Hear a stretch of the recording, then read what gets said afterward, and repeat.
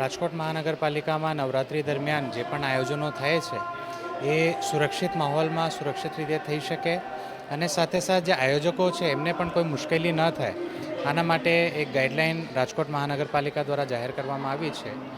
એમાં વિભિન્ન પ્રકારના પોઈન્ટ્સ છે જે આયોજકોએ એન્શ્યોર કરવાનું થાય છે.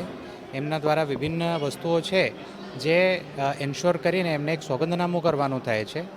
એ સોગંદનામું 4 નકલમાં એમને અમારી કચેરીમાં રજૂ કરવાનું રહેશે, જેની એક નકલ એમને પોલીસ કચેરીમાં પણ રજૂ કરવાની રહેશે અને એ ત્યાં રજૂ કર્યાથી આગળની કાર્યવાહી પોલીસ કચેરી દ્વારા માન્ય સીપી સાહેબની કચેરી દ્વારા કરવામાં આવશે.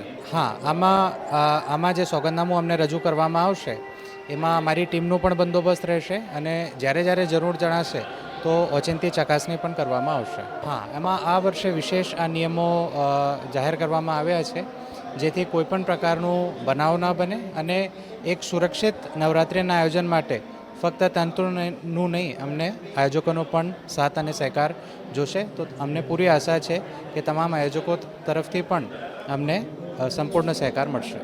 બિલકુલ લાગુ પડશે, બિકોઝ કોઈ પણ બનાવ છે તો એ એક દિવસમાં પણ જો ઘટવાનો હોય તો ઘટી શકે છે. એ કારણે જે કાળજી છે એમાં કોઈ છૂટછાટ આપણે રાખી શકતા નથી.